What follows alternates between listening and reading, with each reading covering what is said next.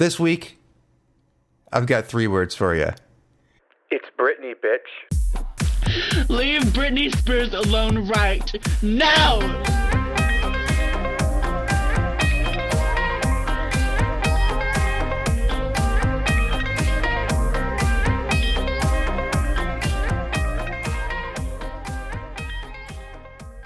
Hello, hello.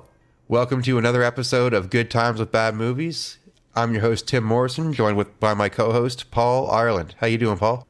Pretty good, Tim. How are you, buddy? I'm great. So, you watched Crossroads? I watched this thing. I don't know. It's a movie. It's definitely a movie. This is a movie. This was played in the theaters. That qualifies it as a movie. Pretty sure, right? Yeah. Well, something has to happen in a movie for it to be a movie. You would think. Yeah, Britney Spears' feature debut in 2002 in the movie Crossroads, produced by MTV Films and distributed by Paramount Pictures. So there's a lot of things about this movie that I just don't buy. One of the things is, well, first of all, Britney Spears being a virgin. I'm sorry, I hate to say it. I don't buy it. I don't buy her being the valedictorian of this class. Okay. And I also don't buy her being 20. I don't buy anybody in this movie for 1 second. Being 18 years old? Being 17, 18 years old at any point. So it is the story of 3 childhood friends, Lucy, Kit, and Mimi, who after 8 years apart, rediscover their friendship on a cross-country trip. That's the movie. They just drive around. It's almost like, you know what this movie is kind of like? I'm just thinking about this aloud. It's almost like Mad Max Fury Road with no fighting or action. No, it's a big dirt road. This movie is just, they just drive a car. They drive this car for a long time. The whole movie takes place in this car being driven. We're going to go into describing things, but there's not a lot that goes on during this road trip. No, there's not. So maybe we should just jump right into this and we'll start explaining to everyone what's going on with this. Yeah. So at the very beginning, this movie opens up with, we see 3 young girls. I believe they say that they're 10 years old, and they are in what I don't know. To me, it looks like a graveyard, but they're not. They're not in a graveyard. They're in some kind of a field at night near a tree, and they're burying a box full of like little possessions that they've put into it. I guess you'd call it a dream box. Like, you know how people use like a vision board to... Is that what it is? Or is it like, I thought it was like a time capsule or something. I don't know what that is. No, it's not a time capsule. It's a dream box. This is what they want to be when they grow up. Like, it's about what they're putting in their possessions that are symbolic of what they want to be when they are adults.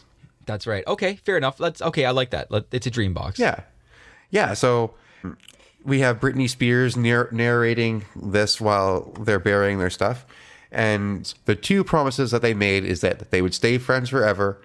And on the night of their high school graduation, I guess it would be 8 years later, they're going to come back to this spot and dig up the box and see what they had in there for their dreams. I guess. Well, they're going to come back in whatever it was, 8 years, right? And just dig it up and hang out and hopefully they're still friends and that's whatever. Yeah, I feel like 8 years isn't really long enough for these kinds of things, but they're kids, so I won't criticize them too hard. When you're 10, you're like, oh, this is like 8 years. That is like 80. That is 80% of your lifetime at that point. 8 years when you're 10, right? So that seems like a long time. And then being an adult now, I'm like, God, if I was 10, I'd have a sweet race car bed. That's why. After they're done burying the box, Britney Spears narrates that not all things come true. So we fast forward to 8 years ahead, to Britney Spears' bedroom.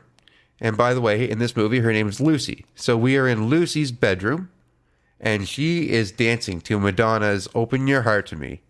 And Britney Spears has a pair of bra and panties on, and that's it. And she is basically kind of just dancing around her room singing Madonna. Yeah, she's lip syncing with this spoon, and then she's got a cowboy hat on at one point, and then looks like she puts on her best pair of sleep pants. So at this point, it's like she's kind of dressed for an exciting day out at Walmart, I guess. Yeah, but she's like hopping up and down on her bed and stuff. It's hard to take this seriously because it's so like. Here's the thing. Okay, here's the thing. Britney Spears right now, she's in a bedroom that I would say is approximately like 12 by 12 foot bedroom. That's a pretty good guess. Right? Yeah. That's about right. Yeah. And we all know who Britney Spears is. So to see her acting like she's just a small girl from a small town is so awkward in itself. And she looks like a dynamite supermodel. Yeah, in this movie, it's basically, they should have called her like Humble Brag, because she can do no wrong in this movie, and she is the most amazing person, as we will see. And but she's super smart, apparently, and she's also the valedictorian, and she's giving her valedictorian speech. This is the day of graduation. Yeah, this is her graduation day. So apparently they're all 18, or she's 18. And like her Dan Aykroyd, who's her father, I think his name's Pete. He storms in, kind of goes like, "Oh, it's funny because he has a bit of an accent in this movie too." I wasn't really sure what it was supposed to be, at first. I assume they're supposed to be, they're in Georgia, so I think that's a Georgia accent. Yeah, but to me it almost sounded like they were doing like a Buffalo, like he was almost like, "What are you doing there, Brittany? What, you got to settle down, and we're doing science and health." Dan Aykroyd is the best actor in this movie. Oh yeah, well, he is probably the only actor in this movie. Like Britney Spears, for legitimate actors, I suppose, kind of. Yeah, well, Britney Spears in this movie, because she's just like, "No, I'm just practicing, Dad, my valedictorian speech." Like that is, I mean, I will say later on in the movie, I think she's a pretty good crier. Yeah, she's good. Yeah, sure. That was the only convincing thing. I was like, I think she's practiced this before, maybe. I don't know, but yeah. So she's dancing around, and then her dad comes in, kind of says like, "What's going on in here? Are you practicing your speech?" And she says, "Yeah," and she starts getting ready for school and hops on out. So after Britney Spears gives her valedictorian speech, she is back at home, sitting on her bed, talking with her father, and she expresses to her father that even though she's accomplished so much in high school, she has honors, she has a scholarship to be a doctor, it all feels so empty. This is what I was thinking with this. She complains to Dan Aykroyd that she never went to a football game, or she never went to a party. I never went to a football game. And he goes, "You don't even like football." And she goes, "You're just supposed to go." Which is like, okay, so you're just supposed to be just a mindless person that just shows up at the football game. Fair enough, right on. But she's just like, I couldn't help but think when she goes, I'm just sitting there thinking, is this gonna be my life? Is this it? It's like, you're 18 years old. What are you talking? Especially if you're going to college, you are going to a place to explicitly be on your own and get wasted. Like, that is like two things you do on college. You're just by yourself and you get lit. You know what? If you studied hard in school and you didn't party at all, good on you. That's a great thing. Yeah, like that should be like, hey, I'm giving you a clap. What's your problem? Yeah, good job. Yeah, he should be hugging her like, good job, honey. Like, I didn't get alcohol poisoning and almost die. Like, oh my God. And I'm like, is that? And I'm like, so there's stuff like that happens. Like, honestly, I hate to say it, but Britney Spears acts about as well as she sings. This entire movie is like one of her lesser music videos. Yeah, like it's like if you took all the acting that was in that music video Lucky, and you just, that's kind of what you're gonna get in this movie, you know? It's like it's I don't know. And that nasally voice she sings with to the oh baby baby. Yeah. Okay, sorry. Okay. Yeah, so she complains a little bit, and he just says, "Oh, smarten up there, sweet cheeks. You're doing a good thing. You're going to college or whatever. You're doing a good job." Yeah, and she's just like, "All right, yeah, you're right, Dad. Thanks." Does she make a comment about her mom here too? We're basically left with the idea that Britney Spears' mom left her and Dan Aykroyd when she was about 3 years old, and she just left, and she hasn't contacted her since. And that's really all we know right now, and that's pretty much all you're going to need to know, I suppose, because it's not the relationship isn't this isn't Shakespearean, shall we say? That's a really nice way of saying that. I like that. Right? Yeah, there you go. Ain't Hamlet. No, it's not. So now we get to prom night, where we find out that Lucy, Mimi, and Kit have grown apart and are no longer friends. And Mimi's character is that she has grown up in a trailer park and is pregnant. And that's her character. Mimi is searching for Britney Spears and Kit to see if they are still going to hold up their pact and return to the site where they buried their dream box. I think this is where Mimi's boyfriend approaches her. Yeah, so Mimi's boyfriend comes up to her, and basically her boyfriend says to her, hey, like, I heard you were with some guy, and he's alleging that he is not the father. So there's a bit of a conflict between the two of them. But he does make a point. He says, this past Christmas, I didn't see where you were, so I'm a little bit sketched out. And she says, mind your own business and stop worrying about me. And so we see Justin Long sort of show up with Britney Spears, right? Yeah, Justin Long is in this movie. That's right. It was really weird. I was like, oh shit, Justin Long's in this, right on. And he's kind of this nerd in this movie, I suppose. He's her lab partner. That's right. And he comes down the stairs now, and he meets Mimi and Britney, and he's kind of got like keys in his hand or whatever, and kind of shakes him a little bit, and then Mimi approaches Britney and says, hey, are we gonna meet up tonight? We're gonna dig up that box just like we talked about 8 years ago. And she just sort of sloughs her off and says like, okay, yeah, no, I'm busy, I'll talk to you later. And she goes off with Justin Long. Yeah, and Justin Long is basically really excited to have sex with Britney Spears tonight. That's what he's supposed to be. Yeah, like so when I was watching this, I thought they were boyfriends at first, I thought that they were dating. That's what it seemed like, right? Yeah, because he's really awkward and stuff, and it seems like they have sort of set something up before, some sort of preordained sex relationship. Something's going on. They're set something up. It seems like, because he's got keys and he's like, hey, what's up? And yeah, that's what I thought too. I thought they're boyfriend girlfriend, and then you're just like, oh, they're just lab partners, and I guess she's just deciding she's gonna hook up with him for the first time. Yeah, and they both decide that, because when they go to the bedroom, he starts getting him dressed, and they're both really into it, and then she has to stop for a moment. And she says, can you bring out the list again? Because she's not sure. So he brings out the list that he has made, or maybe that they've both made together. The list of reasons to have sex. This is what every high school kid goes through, I'm sure.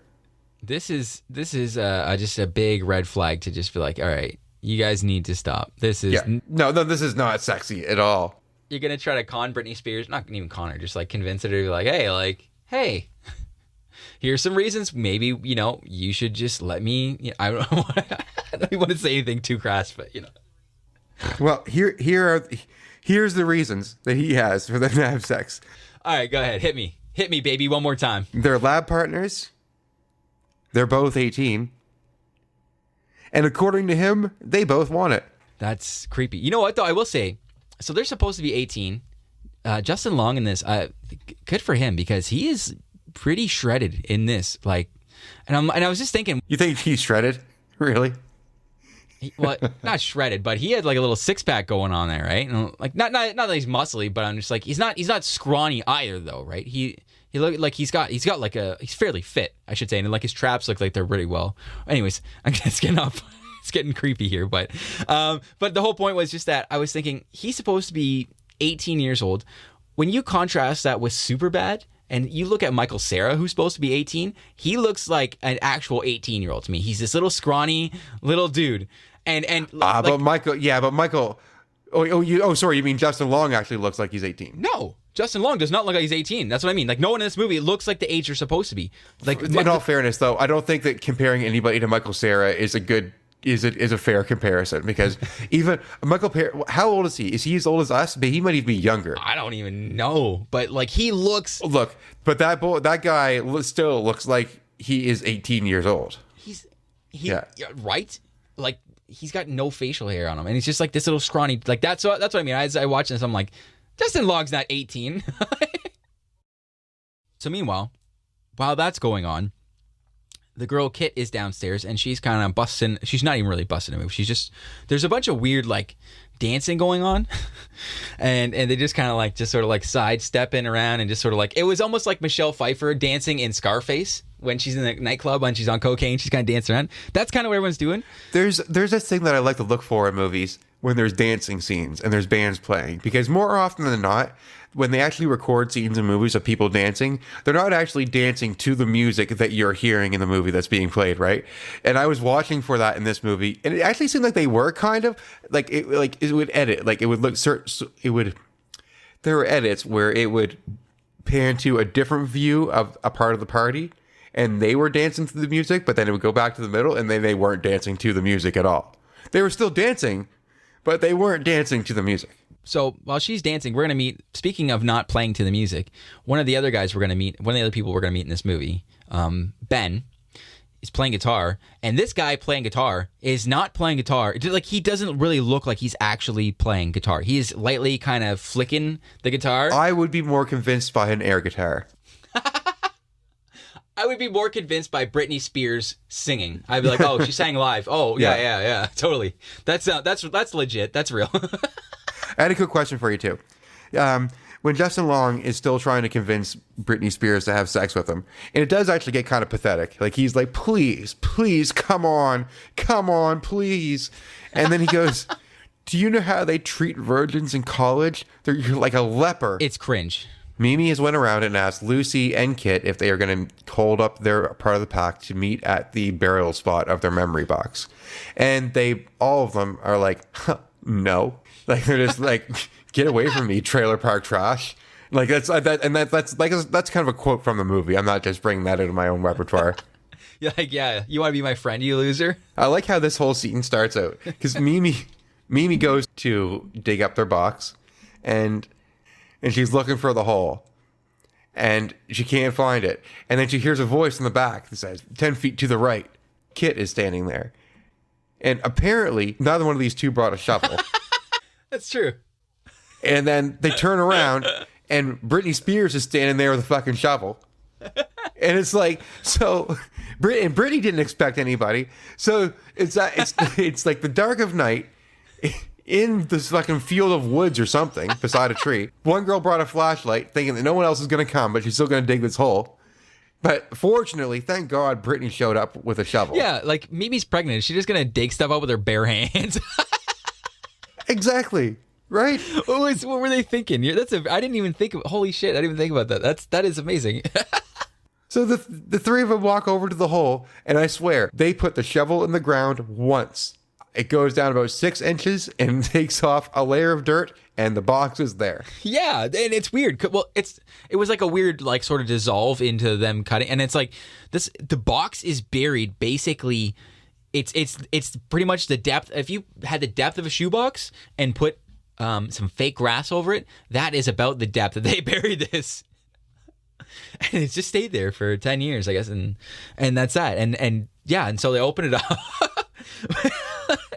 and Britney Spears finds a locket, and it's got a picture of her and her mom in it when she was a little kid. So I guess her mom abandoned her at 3, but had the time to take a picture with her and give her a locket and be like, all right, remember me, see you later. So that was Lucy's dream. She wanted to find her mom. And Mimi has a globe, I believe. It's like a little keychain globe, and she wanted to travel the world, but then she goes, I want to go to California. So she wanted to travel the world, and I quote, dip my toes in the Pacific Ocean.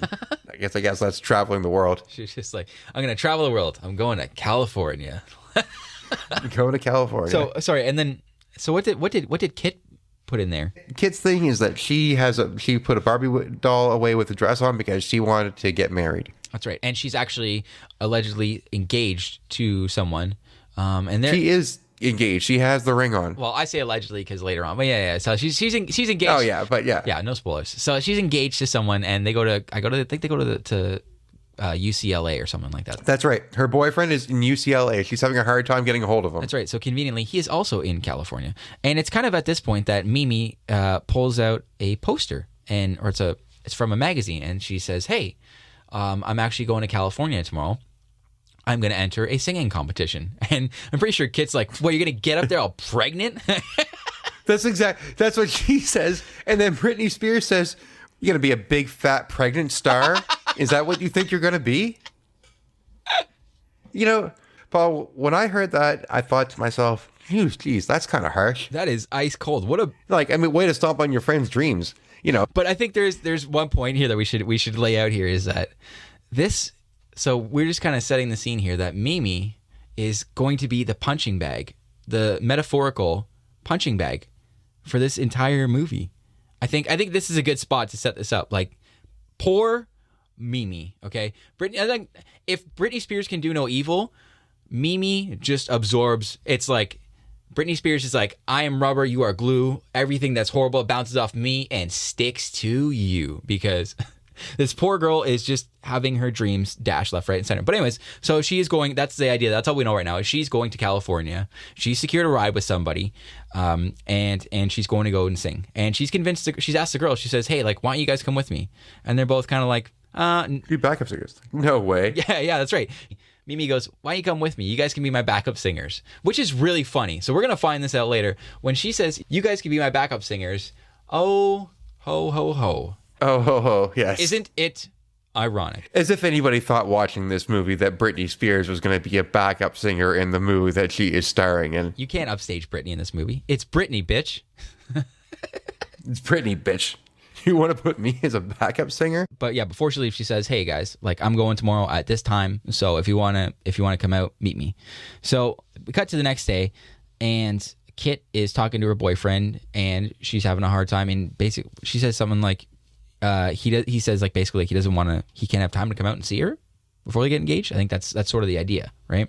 Something like that. Kit is engaged, and no matter how much she keeps trying to get a hold of her boyfriend to make more plans for the wedding, to solidify the plans, he is just unavailable. Kit decides to tag along with Mimi so that she can surprise Dylan, her fiance. Yeah, so she's going. And Britney Spears kind of has a talk with her dad, and her dad's like, all right, you're going to college. She's like, well, maybe I want to do some singing stuff. He's basically like a loving father. He's like, look, honey, I've worked so hard to get you this scholarship. You're starting tomorrow.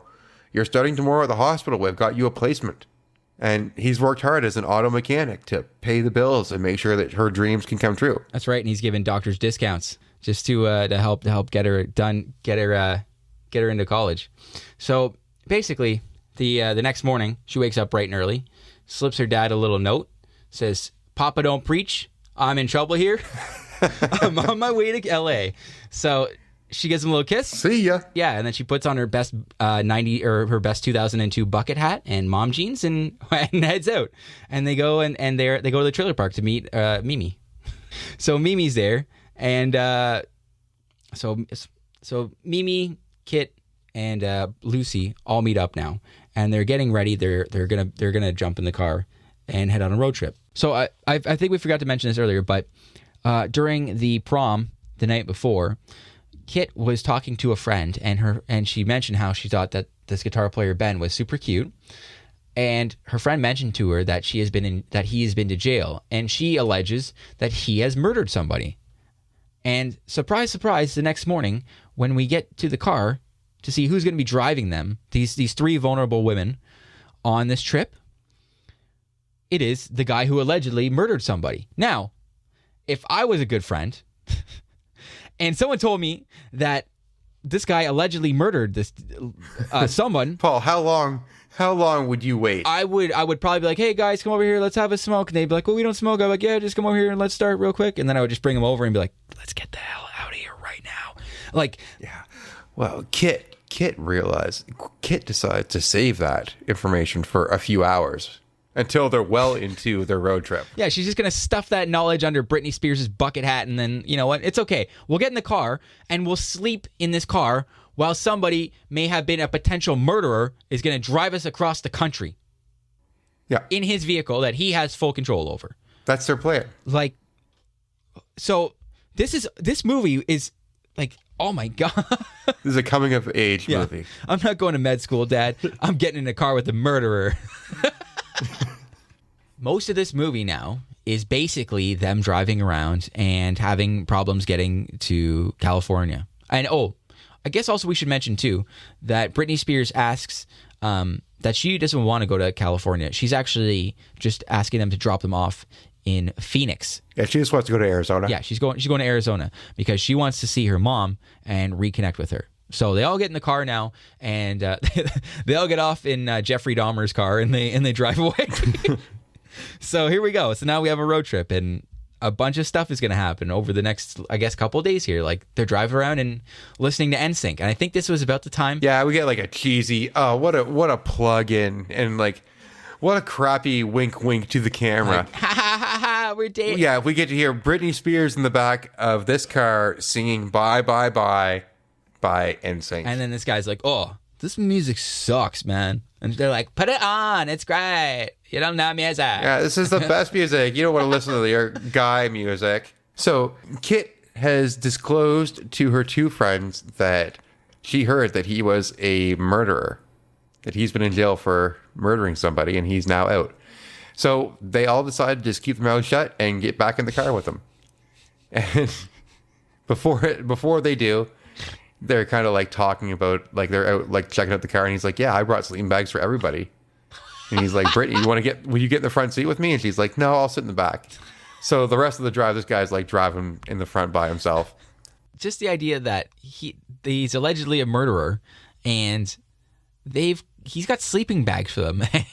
You would think that you'd just be like, hold on a second, we're all just gonna go to the washroom here, and like go inside, and be like, call the police or something. Like, this movie shouldn't be called Crossroads; it should be called Hostage. I think that, like, this is all a precursor to like a bad horror movie, like a pregnant woman in the car. It is, and I feel like this kind of touches on like what kind of message is this sending for people. Well, you know what? I did see something online that Britney Spears it was like a making of thing, and I remember one of the women, the directors, specifically said that Britney Spears didn't want a message. She didn't want it to be about anything. She didn't want it preaching at people. So I was like, that makes sense. I was like, okay, fair enough. Like, yeah, I think it says a lot, but all right, that's Britney Spears. So there you go. They stop off here at the Waffle House for dinner just to get something to eat, and they're kind of pulling their money together because, believe it or not, Britney Spears is a wizard accountant as well. Not only is she the valedictorian, she's this amazing person who can sing and dance, and she's a virgin and super smart, and she's just also an accountant. So they pull their money together, and she goes, guys, like, we don't really have a lot of money here. How are we need to make more money. They have by the way, they have $40. Yeah, so they need That's what they got. That's what they all brought together for this trip to go from Georgia to California. On a road trip in a car, they brought $40. They all smashed their piggy banks because they have little they have paper routes, I guess. I don't know, but it's weird for $40. These motels that they stay in, they're kind of decent. Some of them, Yeah. But I guess they stay at the Bates Motel the first night. That's where the murderer takes them. So, anyways, then the next night or the next day, they're traveling and the car breaks down. This smoke starts pouring out of the hood of the car, and they need to stop. So they stop on the side of the road and send Ben, the driver, off to get some roadside assistance. And the girls have a little bit of time to themselves to reflect on their lives and catch up. You know what's funny, though? When the car breaks down, again, not only is Britney Spears a valedictorian, she's a virgin, a fantastic dancer, singer, also a chartered accountant, but she's also an auto mechanic. That's the other thing too, because she kind of walks over the car when they pull over, and he's like, "Oh man," he's like something about the piston cap, or I don't even know what he said. So I can't, I don't know anything about cars. I'm an idiot. I know how to put gas in it, change a tire, maybe put oil in it, like basic stuff. But Britney Spears goes over and looks at it and goes, "Dude," and she's like, I think she's like, "You got a crack in your radiator." And then he's like, "No, I don't." She's like, "Yeah, you do." And then he looks down and they see the liquid. And then she just comes up with the money. She's like, "It's going to cost like $350 with parts and labor." Somehow she knows exactly how much this car is going to cost to fix, parts and labor included, in God knows wherever the hell they are. So that's because her father is an auto mechanic. So she is experienced in every way. I guess, okay, I never thought about that. That's right, he is. I only watched this movie once. So I was like, oh yeah, whatever this guy is. I don't know. He's a blues brother. I don't know. What's Dan Aykroyd? He sells wine, Yeah. Britney Spears is every man's man. Well, every girl's yeah. girl or something. Every woman's man's man or something like that. Yeah. Yeah, exactly. So he sets out to find somebody to look after the car and whatnot, and while these girls are left alone in great stereotypical fashion, they start just being nasty to each other. Like really, really mean. Mimi is called trailer park trash. None of them rip on Britney though. No, that's true. I do find that funny. Like the three of them argue with each other and they're being really catty, and Britney says mean things, but nobody is mean to Britney. Yeah, wow. You know what? I never thought about that. That's right. I don't think they actually do criticize her. I mean, what would they in this movie? I guess they would be like, "Damn, Britney, you're way too nice. All right, I don't know what. Like you're such a good accountant. God, I hate it. Why are you always smart, man?" It is weird. And then, but real quick, I just want to note here that like Kit starts shoving the pregnant girl. The pregnant girl, but Mimi kind of instigates it too. They're like, I thought that too. I thought that they were getting physical with each other, and I thought, God, she's pregnant, you guys. What are you doing? like don't push it. Like even the pregnant girl, I'd be like, don't attack me. You're pregnant, you psycho. Like what the hell? Because later in the movie, she's just like, they're like, oh, you want to drink? And then she's just like, no, I drink Pepsi. But like, she'll get into a fist fight apparently. Yeah. So. Sorry, go ahead. So they come up with an idea. There is a nearby bar that has a karaoke contest.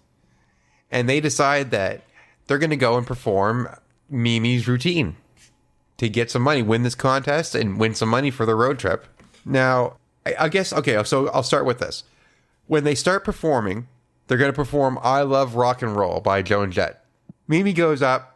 Got Britney and Kit in the background doing backup vocals. Mimi has got stage fright. She can't do it. Yeah, she's going all the way to California to explicitly audition to become a singer. That's the whole point of this. And she gets up on stage and she just like... Can't do it. So they got to ask their shy friend, Britney, who, the super shy girl that we all know, who's Britney Spears. Super humble, super shy. Yeah, hopefully she can muster up the courage and maybe charisma to bring this performance through so that they can get the prize.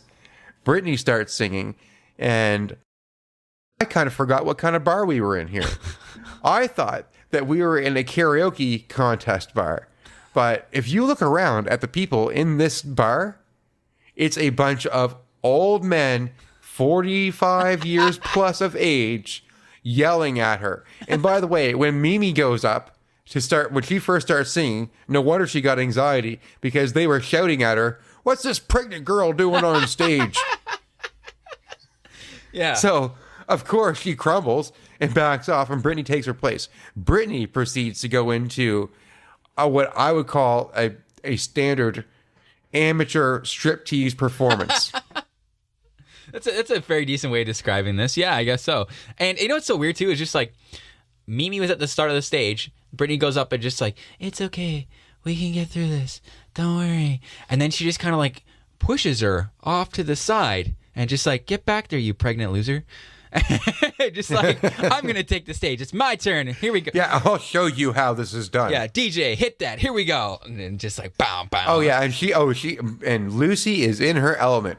She is like, oh, yeah. She has a tantalizing performance. And I mean, obviously this is Britney Spears, so this is obviously pre-recorded and she's lip syncing it because it's a movie anyway. Even if it wasn't, it's just a movie anyways. But like her recorded performance of I Love Rock and Roll is even still, it's just like, I love rock and roll. And it's like, it's so bad. I can't believe that. It is really terrible. And I don't like, yeah. And it's like, we both said that already, that this isn't a song that we really cherish by any means, but understanding that it is a song in music history that is well known, it's a pretty easy song to just rip off. This is pretty bad. You just like imagine just if like someone, I don't know, a song that you really hate, and then someone did a really bad version of that song. Like that is what's happening. It's just hard to get through. It's a weird feeling to hate a song, but then also feel bad for the song. Yeah, you're like, yeah, Joan Jett deserved better than this. Come on, like. But she gives what we should call a Britney Spears level performance in every way. So, of course, she rocks the house. People are throwing their money on stage left and right. Yeah, there's a brass rail on the stage right now. There's a strip pole. She is walking along and goes to the stripper's pole and dances around it. They can call this a karaoke bar all they want, but at the very least, it's almost like a burlesque stage. So they obviously win the prize because Britney Spears is a knockout. She's amazing. Britney Spears is the greatest person ever. In this world, anyways. So they win a lot of money. They don't count it up. After it's over, before they leave, they start to do a little bit of dancing. And a guy out of nowhere aggressively comes over and is just like dancing on Britney. And Britney's like, "No, I don't want to dance with you." And he's like, "Come on, baby. I know you want to dance." And proceeds to grapple her to make him dance with her. Now, I've never seen a guy force a girl to dance with him. Like, I know, I don't get me wrong. Like, I know that women get put in some uncomfortable positions for sure.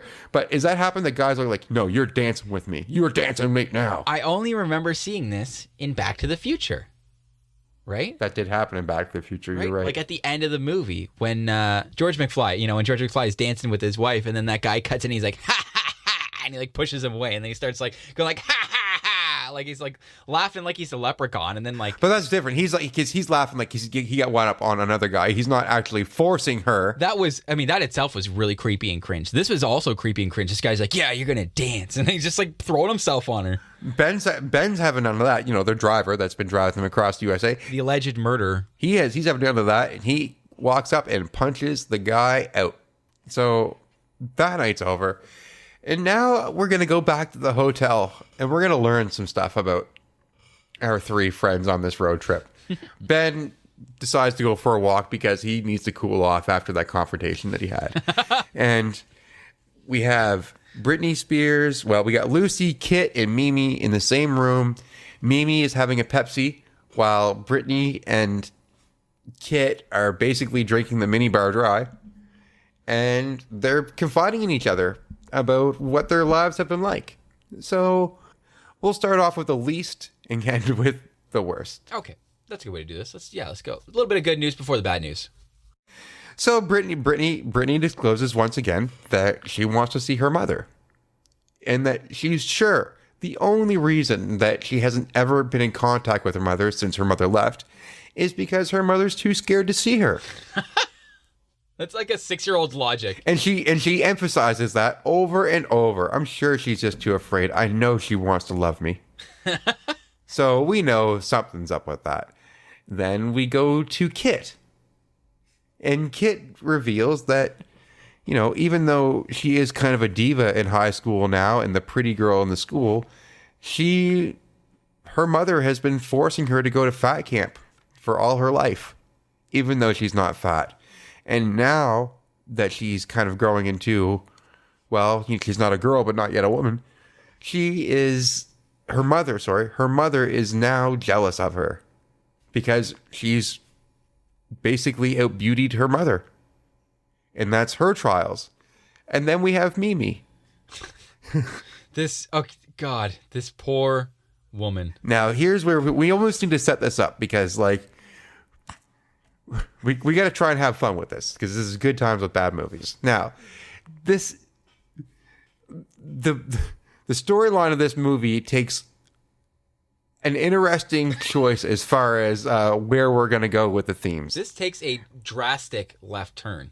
Yes. Yeah. We are going down into a dark area. That poor girl. Yeah. Mimi reveals that... Oh, my God.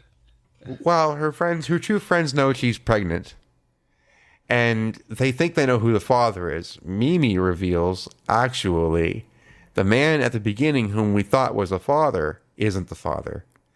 And what happened is about approximately 4 months ago, well, actually about 6 months ago, Mimi was at a party, a field party is what she called it, and she had a lot to drink, and she got into the back seat of a vehicle with another guy, and all she remembers is drinking some drinks that he gave to her out of very blue bottles. They were bright blue bottles. After she took a drink, she doesn't remember anything except briefly waking up with this guy on top of her having sex without her consent in the back of the car. Yeah, holy shit. Yeah. Like when I heard that, I was like, oh my God, where are they going with this? And it's just like, so like this is like, I was like, wow, really? Is this where we're going right now? Right? This is supposed to be like a movie for like kids and teenagers. And when I was watching it, I was laying there and I was like, oh, wow. Oh, okay. Oh, this is pretty serious. Some pretty serious matter right here. And basically, by the end of the conversation, we find out that Mimi doesn't remember the guy because she was drugged. This is a Britney Spears movie. Again, holy shit. I don't know what to say. Like, did not see that coming at all. This took a really crazy... Anyways, this is only... poor Mimi. This This doesn't get any better for her. No, this is still just so for people who are wondering where we're going with this, it does not end here. No.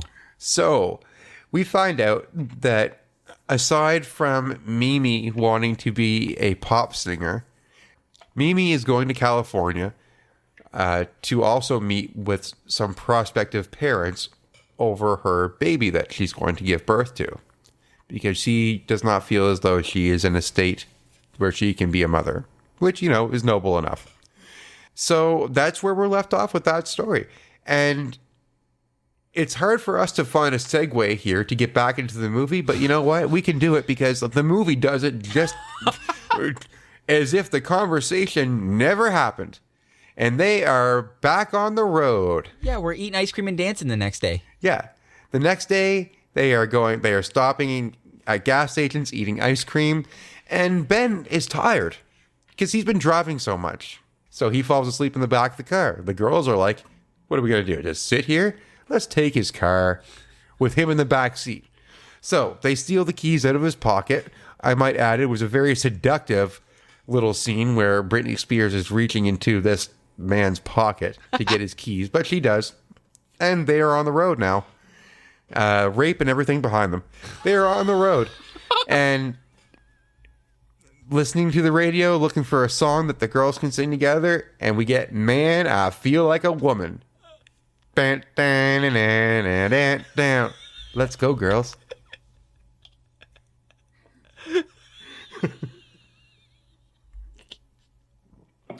Nothing but blue skies ahead. Anyway.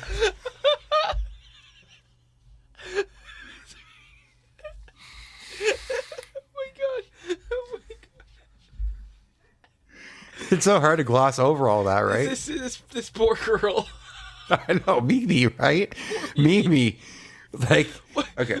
So anyways, they're cruising down the road, and the girls got the radio blasting, Man, I Feel Like a Woman. And Ben abruptly wakes up and is like, stop this car. So they slam on the brakes on the side of the highway, and Ben gets out of the car, and Ben proceeds to have what I like to call a Yosemite Sam meltdown, where he tops out the car and is like, if he had a hat, he'd be thrown on the ground, stomping on it. He's kicking around dust and just yelling stuff like, oh, these women, I can't take it. Oh, women stuff. You know, he was doing these high kicks, like swinging his arms. To me, it was like he was like one of the bushwhackers from WWF. That's what he looked like coming out of there. And like he's literally kicking a bush too. So I think he's a bushwhacker in the scene. In the car, they're wondering if they should go over and help him. Lucy decides that she's going to go over and talk to him. And so once again, I just want to highlight, this guy's having a freak out. He kind of got a little aggressive in the car, and he's allegedly a murderer. And Lucy is just like a criminal whisperer, I guess. She's like Clarice Starling in Silence of the Lambs, and she's just like, I'm gonna go talk to him. I'll go settle him down. and then he's kind of, she's like, hey, what's up, man? What's going on? And I think he said something akin to, there's a lot of girl stuff going on here. I just want my guy stuff. It's my car I want to drive. And she just goes, yeah, that's no problem. Okay. And that's it. That's the whole scene. Yeah.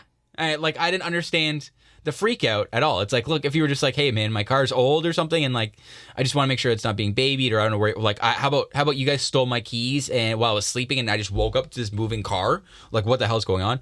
But even then, his reason was that his car is the only place in his life that women have not taken over.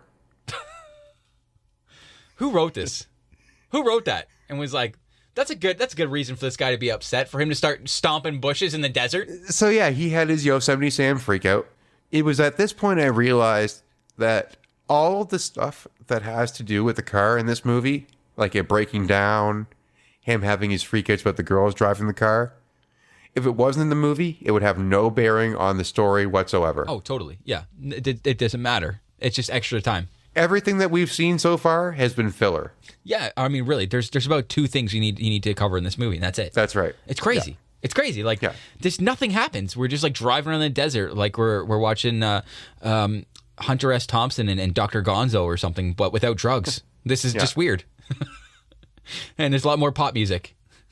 So one more night before they arrive in Arizona, they decide that they're going to have a little camp out, and they sleep in the desert. They ask Ben, "Hey, Ben, can we use the sleeping bags?" Can we use the sleeping bag so you might murder us in and bury our corpses in the desert at some point?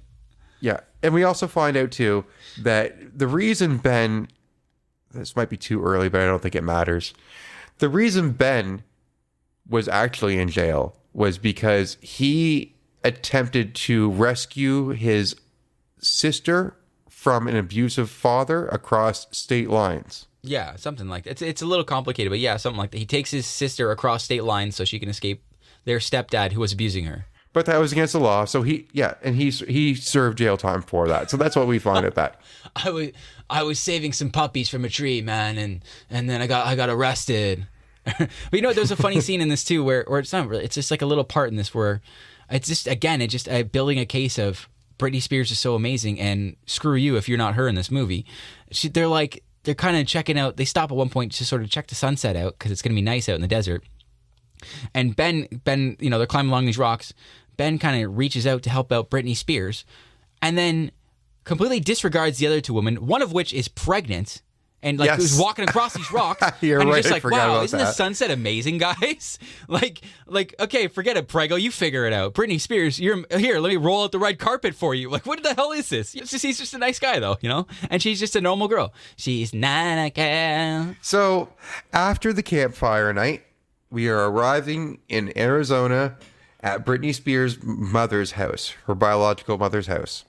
Now, when we roll up to her home, you can see that this home that she lives in is like a mansion. Oh yeah, it's a kick-ass house.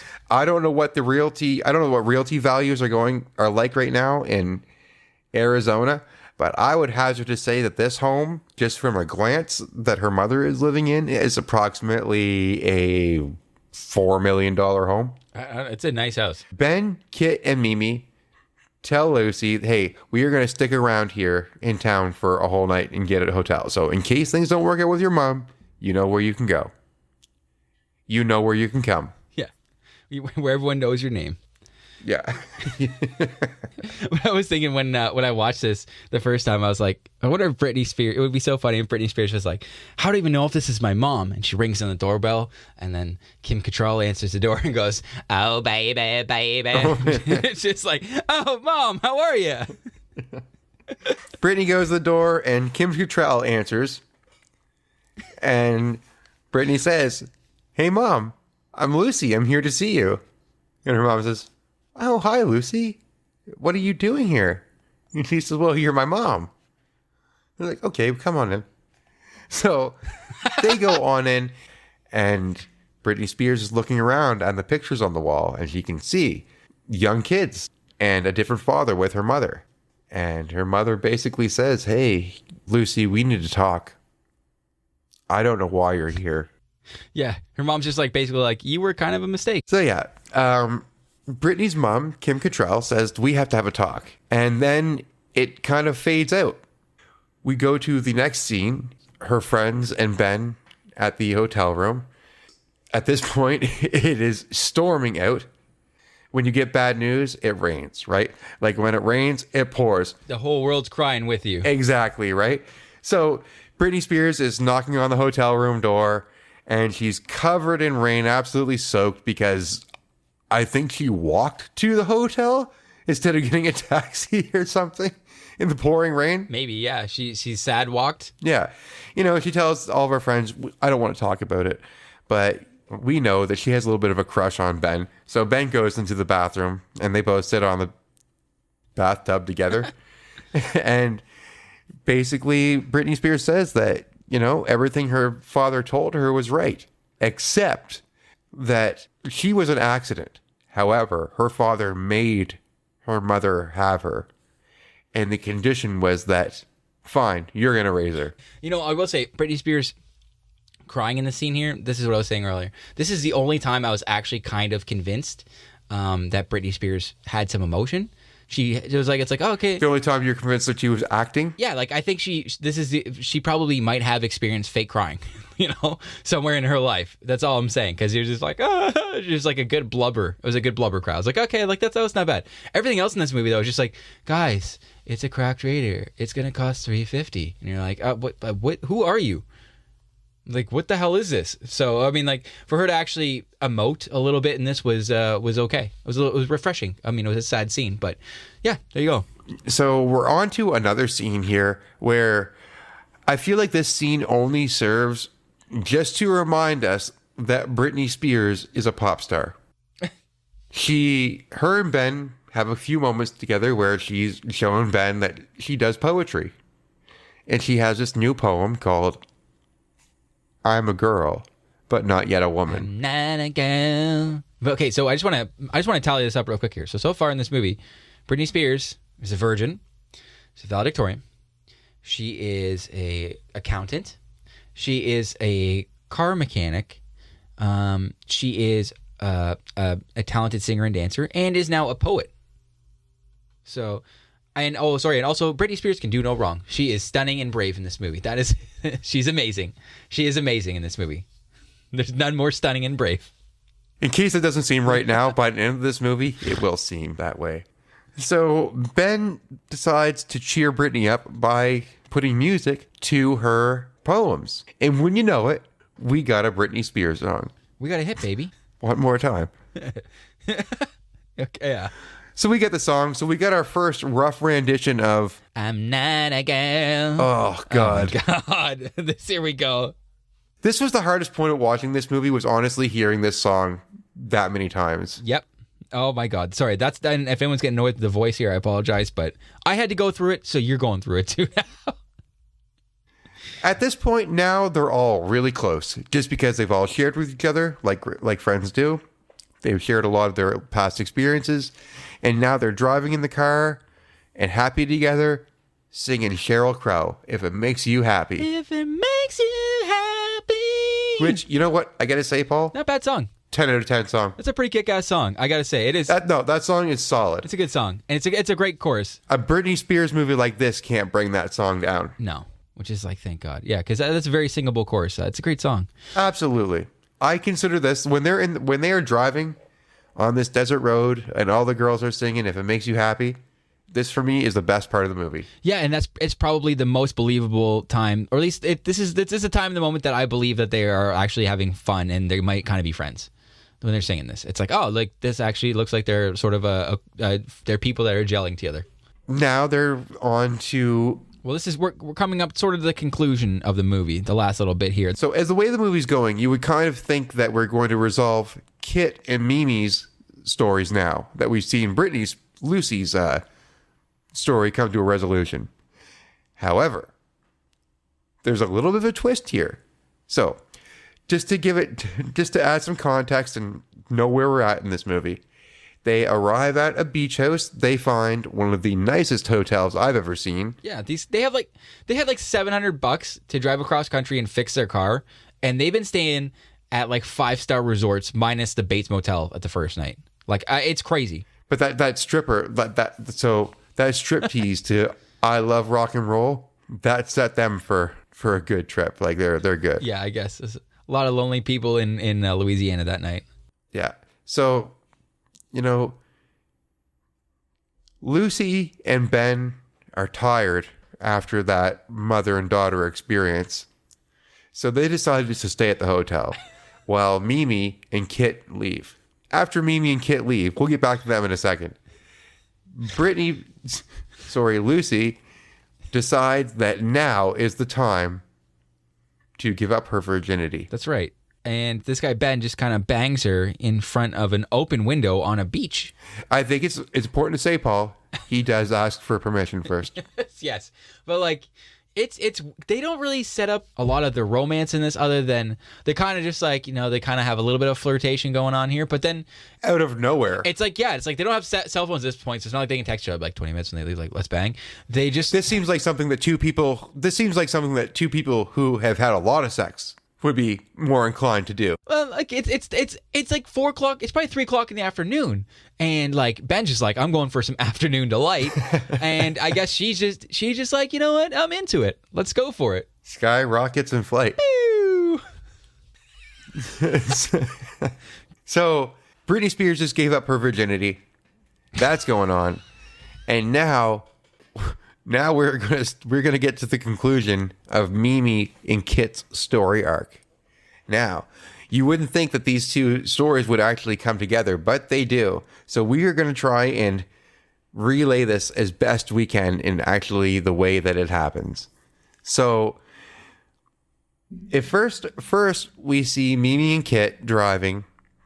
Mimi is driving, and Kit calls her boyfriend, her fiance, I should say, Dylan, and tells him, "Hey, I'm here. I'm in California. We can meet." And he says, "Oh, no, I'm busy. We can't do it right now. I got to work all weekend and whatnot. I just can't," and hangs up on her. And she decides that maybe the best thing to do is surprise him. So, Mimi and Kit go to the apartment of Dylan so that Kit can finally reunite with her fiance. So maybe we'll just set things up here quickly. It's important to remember that at the beginning, when we took our first left turn into the cornfield there, about midway into the movie, Mimi explained that the person that had raped her, she remembers that they had a very blue bottle. The drugs that she drank were out of that bottle. That's right. And it was a very blue bottle. And so Kit goes, so now we have this whole set, all this is set up here. So Kit goes to the apartment and she knocks on the door. And she's talking to Dylan, her boyfriend, and her boyfriend's kind of being awkward and sort of stalling and basically saying like, "Oh, you can't come in right now. I've got a friend here who's upset about something." And then we hear a female voice from inside asking if pizza's there. So obviously at this point the jig is up, and he's obviously, you know, that this guy has been, you know, he's been fooling around on Kit. When Mimi and Kit go to the door to see Dylan, when Dylan answers, Kit introduces her friend Mimi, and he says, "Oh, I recognize you." And she's like, "Oh yeah, from high school," and kind of backs up awkwardly. And, you know, at this point, Paul, I honestly, in my mind, I was like, when there was that awkward moment when Mimi and Dylan looked at each other in the hallway, and I thought to myself, I didn't say it out loud. I thought, "Oh no, it can't be that he's the father of her baby right now." That's not. I thought, no, that can't be it. I kind of saw this twist coming up here. It's because I as soon as I was like, when she was like, "Oh, let's go over there and check it out," with Mimi, in my head I was like, "Oh my God, please don't tell me they're gonna do to Mimi what I think they're about to do to Mimi." I didn't see the second part coming up here. Oh, so you thought about it before I did. Oh man, I didn't even. So maybe we'll set this up again because we need to play this to people because holy crap. So when Kit introduces Mimi, they have a moment where they go like, "Oh, hey," there's like a moment where it's like, "Oh, you know this person." And at that point, Dylan raises his bottle, which is very blue. And all of a sudden, all the pieces are there in place and they snap in, and Kit goes, "Oh my God, you're the guy." Oh my God. What's going to happen here is Kit is going to now freak out, rightfully so, punch him in the face, rightfully so, and Mimi is going to run away. So maybe we'll just play that much and then we'll go from there. I am not your pet. Oh. Mimi! Mimi!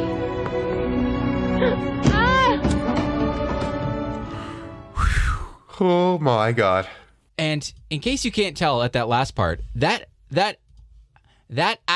and that woo, that is the sound of a pregnant woman falling down the stairs and an ambulance coming. Wow. Oh my God. That poor girl. Oh my God, Mimi. Mimi and oh my God. I feel so bad for Mimi. We haven't even got to the worst part though, I guess. Because when we go to the hospital, then Mimi reveals that she lost the baby. She fell down the steps and lost the baby. This is a Britney Spears movie. Yes. This is a Britney Spears movie for kids. What the hell is going on? That was my first thought. At this point, I was like, whoa. You just took me there? I did not expect that. Paul, when I chose this movie, I just wanted to keep I wanted to make a pick that was relevant to our time frame of when we were alive as teenagers. I did not remember any of that. I had no idea that's what we were in store for. I had never seen this movie before. And, like I remember having friends and they're like little sisters who would be on the background. So I'd walk through and I would kind of see them just like going, ha ha ha, in the car or something. I'm like, all right, I don't know, just drive around. Cool. Not until watching this movie the other day that I went, what why would you write this? Why would you? And it's just like, they just took a dump on Mimi. We're not even, there's still stuff that happens to Mimi that kind of sucks. It's definitely not as bad as her losing her kid, but there is no. We are at the peak of dread right now. Yeah, there's just no good ending for Mimi in this movie at all. This poor girl. Oh my God. So Mimi is rushed to the hospital after we find out that Mimi has unfortunately lost a child. Britney Spears gets a phone call. She runs down to the hospital. She's also called Dan Aykroyd and alerted him to tell him, I think before this, that she's in LA, whatever. And so he actually meets her at the hospital too. And we have a moment here, where everyone's kind of talking to Mimi about everything and just saying, don't worry, it'll be okay, no problem, whatever. We kind of just gloss over this whole crazy dark moment that they've set up in this movie. It's insane. They're just like, well, you're all right. We'll just wheel you out of here the next day. And they're happy. They're on the sidewalk within 5 minutes. It's the next day. Everything's over. And these three girls are just like, wow, what a journey. What are we going to do with our lives? Right? Yeah. They're just hanging out in the hotel lobby. None of this shit just happened. Like someone didn't just lose a child and find out that this fiance's boyfriend was a rapist. Oh my God. And nothing bad happens to Britney Spears. Nothing. Nope. This poor girl. Her father comes to rescue her, to take her back to Georgia, and she refuses to go. I keep thinking, I feel terrible for her father. Everything that Britney Spears has done in this movie is every father's worst nightmare. Yeah. Definitely. When the guy's not a murderer, but if you found out, this is 2002, so no, there's cell phones, but not everyone has a cell phone, right? And it's hard to get a hold of people. We were in that gray area. And so, it's just your daughter, who apparently is 18 and apparently a valedictorian and apparently a virgin, just got into a car with a strange guy who may or may not be a murderer and drove halfway across the country and then didn't tell you, with a pregnant girl. That's it. What is going on in this movie? Going to meet your ex-wife. So that happens, and then so she decides to stay because Britney Spears wants to make a living in California to be a pop star. Yeah, there was none of that in this movie, right? There's a point at the start of the movie. It was Mimi. Mimi was supposed to be the pop star. That's right. And there's a point in this movie at the start of the movie when they're like, "Oh, are you gonna keep singing?" She's like, "No, it's whatever, fun." And then now all of a sudden she's just so they kind of hint at you at once that maybe she kind of sings a little bit and she writes poetry. But now they're just like, "Sorry, pregnant lady, I know you lost your kid, but step aside because it's Britney Spears time." We found a girl that's not yet a girl, but she's not yet a woman, and now she's gonna sing her song. I'm not a girl. And guess what? Mimi's doing backup vocals. Mimi, the reason they go. Okay, so can we wait before we go right off? Let's just say that this is the end of the movie. Okay, this is where the movie ends. It's basically we hear for the second time in the movie, "I'm not a girl, not yet a woman," and this time it might as well just be a Britney Spears music video with her two friends singing as backup singers. So here we are. Movie's over. Everybody lives happily ever after, except Mimi. Yeah, no, Mimi's life sucks. So let's talk about Mimi. Holy shit. That someone wrote this character arc, this poor girl. If this was a true story, this would not be about Britney Spears, and this would be the most dramatic, harrowing story ever. Like this pregnancy arc would be the main thing. I have an idea to make this movie good. Okay, hit me, baby, one more time. Now, this movie should have been about Mimi, and Britney Spears should not have been the main character in this movie. Britney Spears could have been a supporting actress. And if this movie was more fleshed out on what Mimi's story was, I'm just saying there's something there. I mean, really, everything that Mimi went through is completely tragic, and you need more story to actually flesh that out to make it a story. However, there is something there. There is a story. But it seemed like the stuff that was thrown at us at the end of this, it should have been like about that. That's what this movie should have been about. God knows Britney Spears wasn't gonna just like pretend to be a pregnant person in this movie, right? Like it's her star movie, so she's not gonna do it. Of course not. Of course, she's wearing like this little belly top in the last scene here, anyways. But just like I'm not pregnant. Yeah. I don't know. It's weird because even her being a secondary character, I don't think would have been I think it would make more sense, but I just like... Yeah, I guess that's what I should say. So I shouldn't say, I'll rephrase that. That wouldn't be to make the movie better.